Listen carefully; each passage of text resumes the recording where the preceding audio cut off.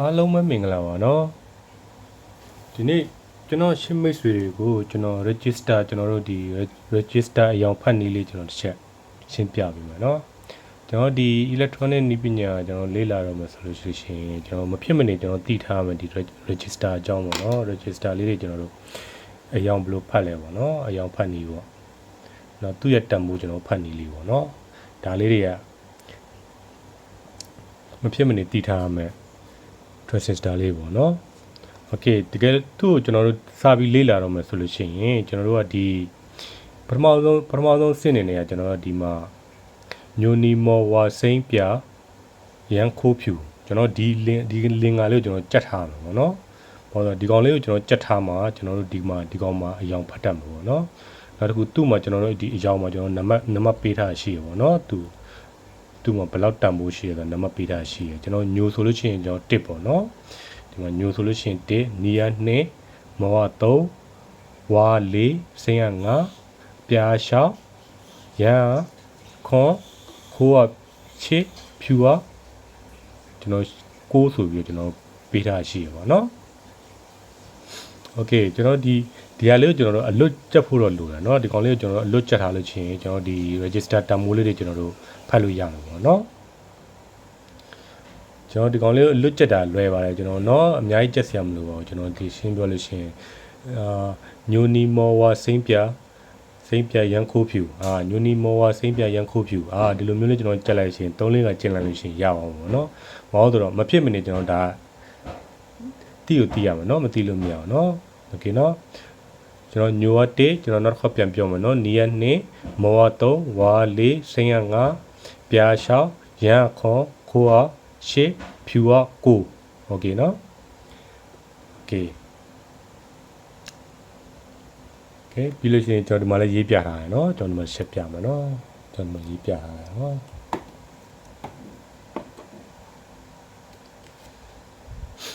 ကျွန်တော်ဒီမှာရေးပြထားတယ်โอเคကျွန်တော်ဒီကောင်လေးတွေကျွန်တော်လွတ်ကျက်လို့ရသွားပြီဆိုလို့ရှိရင်ကျွန်တော်တို့ဒီမှာ register လေးတွေကိုကျွန်တော်တန်ဖိုးဖတ်လို့ရပါတယ်เนาะနောက်တစ်ခုကျွန်တော်ဒီ register ကိုကျွန်တော်တန်ဖိုးမဖတ်ပြခင်မှာကျွန်တော်တစ်ချက်နည်းနည်း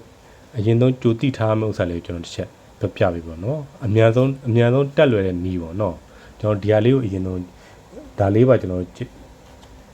ကြက်ထားပါတော့ဒါလေးပါကြက်ထားပါကျွန်တော်ဒီမှာ register အုံးတန်ဖိုးတွေမှာကျွန်တော်တို့ကဒီ1990ကျွန်တော်1000မပြည့်ဘူးဆိုလို့ရှိရင်ကျွန်တော်ဒီအုံးတန်ဖိုး1000မပြည့်ဘူးဆိုလို့ရှိရင်ကျွန်တော်ဘာမှလုပ်เสียမလို့ပေါ့နော်โอเคကျွန်တော်ဒီ1000ပြည့်သွားပြီဆိုလို့ရှိရင် register အုံးတန်ဖိုးမှာကျွန်တော်1000ပြည့်ပြီဆိုလို့ရှိရင်1000နဲ့ပြန်စားပေးရပါတော့ကျွန်တော်1000ပြည့်သွားပြီဆိုလို့ရှိရင်ကျွန်တော်1000နဲ့ပြန်စားပေးရတယ်1000ကိုကျွန်တော်တို့က1 kg ခေါ်တယ်ပေါ့နော်1 kg ခေါ်တယ်နော်1 kg ပေါ့နော်โอเคနောက်တစ်ခုကကျွန်တော်ဒီရွှေရောင်မြင်လို့ရှိရင်โอเคကျွန်တော်ဒီမှာရေးပြထားတဲ့ဥစ္စာကကျွန်တော်အနက်โอเคဆိုတော့ကျွန်တော်ပြတဲ့ပုံမှာအနက်မပေါအောင်เนาะအနက်ကကျတော့ကျွန်တော်တို့ကသူက3ညတန်ဖိုးပေါ့เนาะအနက်က3ညပေါ့เนาะโอเคเนาะအဲ့လေးတည်ထားเนาะနောက်တစ်ခုကကျွန်တော်ရွှေရောင်ကြတော့ရွှေရောင်ကြတော့သူက plus or minus သူကပြောင်းလဲခြင်းတန်ဖိုး5ရာခိုင်နှုန်းပေါ့เนาะပြောင်းလဲခြင်းတန်ဖိုးပေါ့เนาะနောက်တစ်ခုကကျွန်တော်ရွှေရောင်မြင်လို့ရှိရင်ကျွန်တော်တကယ်လို့မြောက်ဖော်ကိန်းမှာကျွန်တော်ရွှေရောင်မြင်လို့ရှိရင်ရှေ့ကနေပြီးတော့ကိန်းကနန်းကို10နဲ့စားပေးရတယ်เนาะโอเคဒါလေးကိုကျွန်တော်ရေးပေးထားတယ်เนาะဒါလေးတွေကအလွတ်ကျက်ထားလို့ရှိရင်ဒါလေးတွေကမှတ်မိနေလို့ရှိရင်ကျွန်တော်တို့ကဒီမှာ register တန်ဖိုးဖတ်ရတာရမ်းလွယ်တယ်ပေါ့နော်အခုကျွန်တော်ဒီရှေ့ကကျွန်တော်တကူပြတာလေးတွေကိုသေချာလေးမှတ်ထားလိုက်လို့ရှိရင်ကျွန်တော်ဒီ register ဖတ်တဲ့ချိန်ကျရင်အရင်ထိရောက်မှုရှိရနော်ဒီကောင်လေးကနော်โอเคနော်နောက်တစ်ခုကကျွန်တော်တို့ဒီမှာငွေရောင်မြင်လို့ရှိရင်မြောက်ဖို့ကိန်းနေရာမှာကျွန်တော်တို့ကငွေရောင်မြင်လို့ရှိရင်ရှေ့ကကဏ္ဍကို100နဲ့စားပေးရတယ်โอเคနော်ဒါဒီ3ခုလေးကိုလည်းကျွန်တော်ကြက်ထားဖို့လိုတယ်နော်တိထားဖို့လိုတယ်နော်ဒီကောင်လေးကိုနော်အလုံးမှတ်ထားလို့ရှိရင်ကျွန်တော်တို့ဒီ register ဖတ်တဲ့ချိန်ကျရင်အရင်ထိရောက်တယ်နော်โอเคเนาะโอเคကျွန်တော်အခုကျွန်တော် register တခုကျွန်တော်ဖတ်ပြပါเนาะ register ကျွန်တော်တမှုဘယ်လိုဖတ်လဲဆိုတာပါเนาะโอเคကျွန်တော်ဒီမှာ register ရဲ့ကျွန်တော်မှာအများကြီးရှိပါเนาะဒီမှာโอเคဒါ register တွေပေါ့เนาะဒါ register တွေအကုန်လုံးပေါ့เนาะโอเคเนาะကျွန်တော်ဒီ register တခုကျွန်တော်တမှုတစ်ချက်ဖတ်ပြပါเนาะโอเคเนาะကျွန်တော် register စကူယူလိုက်မယ်โอเคနောက်တစ်ခုကျွန်တော်ဒီမှာ register မှာโอเคကျွန်တော်ဒီမှာချွ ချွေရောင်ရှိတဲ့ဘက်ကိုကျွန်တော်ညာဘက်မှာထားတာပေါ့နော်တွေ့ရလားမသိနော်โอเคဒီမှာရွှေရောင်ရှိတဲ့ဘက်ကညာဘက်မှာကျွန်တော်ဒီဘက်ကနေကျွန်တော်စဖတ်မယ်နော်ဘယ်ဘက်ကနေကျွန်တော်စဖတ်မယ်နော်โอเคစဖတ်လို့ရှိရင်ဒီကောင်ဘာလဲဆိုတော့ညိုနက်โอเคနော်မြင်ရလားမသိနော်ကျွန်တော်မေ့ဆွေ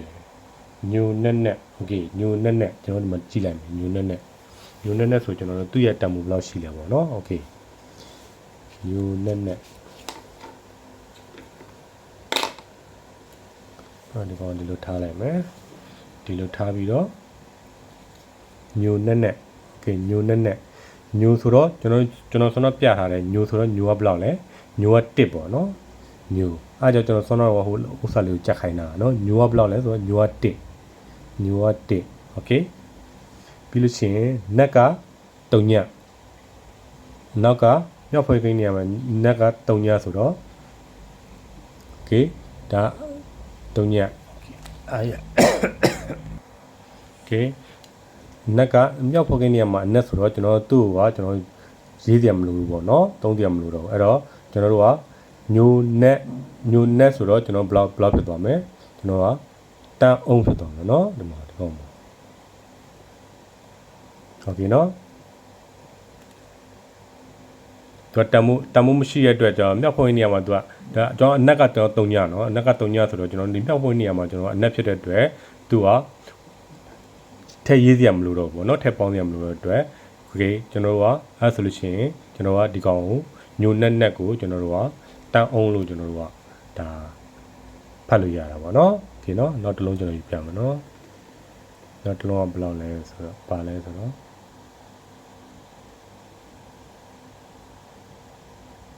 နောက်တစ်လုံးကနီနက်မော်โอเคနီနက်မော်โอเคကျွန်တော်မပြမယ်เนาะကျွန်တော်မရေးထားရှင်းเนาะနီနက်မော်ကျွန်တော်နီနက်မော်ဆိုတော့ကျွန်တော်ဒီမှာကြည့်မယ်เนาะအနီယာကျွန်တော်တို့နှစ်ပေါ့เนาะအနီယာနှစ်โอเคအနက်ကကျွန်တော်ဆိုပြောအနက်က3ညโอเคမော်ကကြတော့ကျွန်တော်မော်ကကြတော့3မော်က3ဆိုတော့ကျွန်တော်3ည3လုံးရေးမယ်เนาะမော်က3โอเคနောက်ဖို့ကိန်းနေရမှာဆိုတော့3ပြီးလို့ရှိရင်ကျွန်တော်ဒီကောင်ကိုကျွန်တော်ဆွမ်းတော့ဒီမှာကျွန်တော်ပြထားရတယ်လားဒီမှာ1000ပြည့်လို့ရှိရင်ကျွန်တော်ဒီမှာ1000ပြည့်လို့ရှိရင်1000နဲ့စားပေးရတယ်ဆိုတော့ကျွန်တော်တို့ကဒီကောင်က2000ဒီကောင်အားလုံးဘယ်လောက်ဖြစ်သွားပြီလဲ2000ဖြစ်သွားပြီဆိုတော့2000အုံးဖြစ်သွားပြီဆိုတော့ကျွန်တော်တို့ကဒီကောင်ကိုရှေးရှာရေးစီရမလို့ကျွန်တော်တို့ကဒီကောင်ကို1000ပြည့်လို့ရှိရင်1000နဲ့စားပေးရတယ်ဆိုတာကျွန်တော်ဆွမ်းတော့ကျွန်တော်ဒီကောင်လေးပြပေးရတယ်เนาะအဲ့တော့ကျွန်တော်ကကီလိုပြန်ဖွဲ့မယ်เนาะအဲ့တော့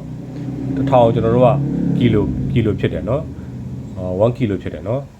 အဲ့တော့ကျွန်တော်တို့က1000နဲ့ပြန်စားပေးရမယ်เนาะဒီကောင်1000နဲ့ပြန်စားပေးရအောင်ဆိုတော့ဒီမှာကျွန်တော်စားရမယ်3ည3လုံးဖြောက်လိုက်လို့ရှိရင်ကျွန်တော်တို့ကဒီမှာ20အုံးလို့မြည်ရတယ်เนาะsorry เนาะ20ကီလို20ကီလိုရတယ်เนาะ20ကီရတယ်เนาะโอเคเนาะ20ကီလိုအုံးပေါ့เนาะဒါတော့ကျွန်တော်ပြောရနေရှုပ်သွားလားမသိဘူးเนาะကျွန်တော်ပြန်ပြောပြမယ်เนาะโอเคနီနက်မော်နီကကြတော့နံပါတ်2နက်ကကြတော့3ညမော်ကကြတော့ကျွန်တော်တို့ကမြောက်ဖို့ကိန်းနေမှာဆိုတော့3ည3လုံးโอเคเนาะမော်က3ဆိုတော့3ည3လုံးကျွန်တော်ရေးလိုက်ပဲရေးလိုက်တော့โอเคကျွန်တော်အားလုံးက2000ဖြစ်သွားကျွန်တော်တို့1000ပြည့်လို့ရှိရင်ကျွန်တော်1000ပြည့်တာနဲ့1000နဲ့ပြန်စားပေးရတယ်ကျွန်တော်တို့ဒီ2000ဆိုတာမျိုးကျွန်တော်များသွားပြီပေါ့เนาะကျွန်တော်အဲ့တော့1000နဲ့ကျွန်တော်ပြန်စားပေးရမယ်ဆိုလို့ရှိရင်အလွယ်ဆုံးနည်းနဲ့မှတ်ထားပါเนาะ1000ကျော်သွားလို့ရှိရင်1000နဲ့ပြန်စားပေးရမယ်ဆိုတော့โอเคဒါတော့1000နဲ့စားလိုက်တဲ့အတွက်1000ဆိုတော့3ည3လုံးဖယ်လိုက်လို့ရှိရင်ကျွန်တော်တို့က20ကီလိုအုံးဖြစ်သွားတာပေါ့เนาะโอเคเนาะအရင်ခက်ခဲစီကြီးမဟုတ်ပါဘူးဒီကောင်ကအရင် register လေးဖတ်ရတာကျွန်တော်အရင်လွယ်ပါတယ်เนาะကျွန်တော်ကျင့်မှများလို့ရှိရင်ရပါမှာပေါ့เนาะကျွန်တော်အားကြောင့်မို့ကျွန်တော်ဟိုအလင်္ကာလေးဖတ်ထားလို့ရှိရင်သူ့နံပါတ်လေးဖတ်ထားလို့ရှိရင်ကျွန်တော်လွယ်ပါတယ်ပေါ့เนาะโอเคเนาะကျွန်တော်နောက်တစ်ခုကျွန်တော်ပြမယ်เนาะနောက်တစ်ခုကျွန်တော်ဖတ်ပြမယ်ညို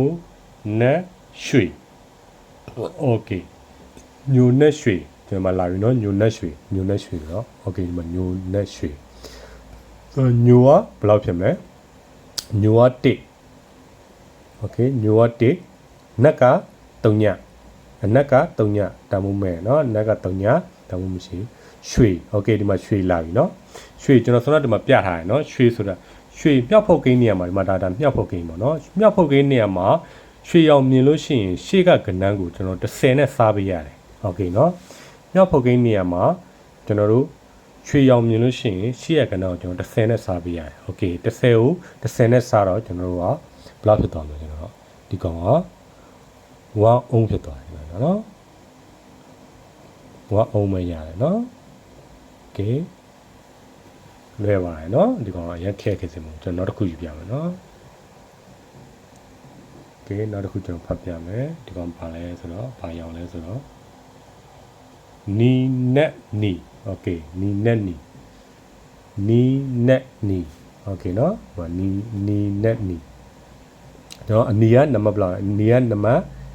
2โอเคเนาะနက်က3ညโอเคနီကကြတော့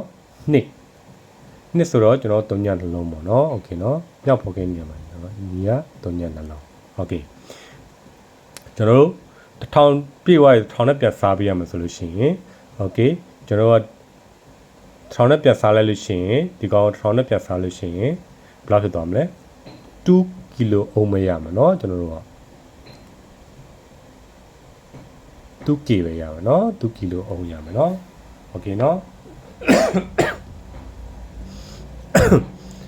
โอเคเนาะကျွန်တော်တို့ခုဖတ်ပြမှာเนาะโอเคဒီကောင်ကဘာလဲဆိုတော့new net more โอเค new net more new net more โอเค new ကဘယ်လောက်လဲနံပါတ်1 new က1ပေါ့เนาะ new က1တော့ net က3ညโอเคသူရတံမို့เนาะ net က3ည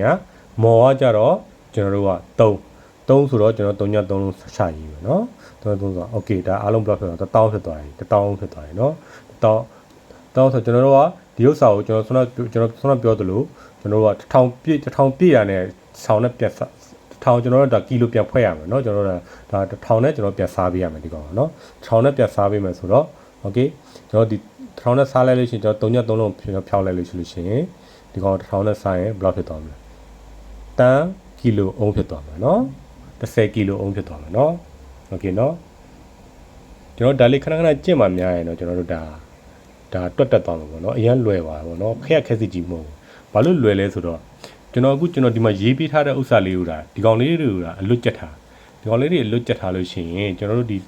ရှင်းပြောလို့ရှိရင်စာအုပ်ကြီးတိုင်းကျွန်တော်တို့လိုက်လို့ဆရာမလိုဘူးပေါ့เนาะစာအုပ်ကြီးတိုင်းလိုက်လို့ဆရာမလိုဘူးနောက်တစ်ခုကဒီလင်္ကာလေးကိုကျက်ထားလိုက်မယ်เนาะကျွန်တော်ဒီကောင်လေးတွေကိုကျွန်တော်ကျက်ထားလိုက်လို့ရှိရင်ဒီမှာဆိုတော့ကျွန်တော်ပထမဆုံးပြတဲ့ကောင်လေးတွေကိုကျွန်တော်ကျက်ထားလိုက်လို့ရှိရင်ဒါလည်းဆိုလို့ရှိရင်အားလုံး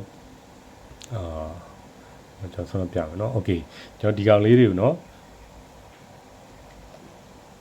ဒီညိုနီမော်ဝါစိမ့်ပြရန်ခိုးဖြူโอเคကျွန်တော်ဒီကောင်လေးကိုတော့ကြက်ထားလိုက်လို့ရှိရင်ကျွန်တော်ဒီကောင်လေးတွေတွတ်တက်သွားမှာပေါ့เนาะဒီကောင်လေးရဲ့โอเคဒီကောင်လေးရဲ့ကျွန်တော်ဒီမှာရေးပေးထားတဲ့ကောင်လေးရဲ့ဒီ3ခုလေးကိုကျွန်တော်အလွတ်မှတ်ထားလို့ရှိရင်ကျွန်တော်ဒီ register တန်မိုးလေးတွေကျွန်တော်တွတ်တက်သွားမှာပေါ့เนาะโอเคเนาะဒီလောက်ဆိုလို့ရှိရင်ကျွန်တော်ချင်းညီကိုလေးနားလည်သဘောပေါက်မယ်လို့ထင်ပါတယ်เนาะအားလုံးပဲဒီနေ့တော့ဒီလောက်ပါမယ်เนาะဘိုင်ဘိုင်ပါ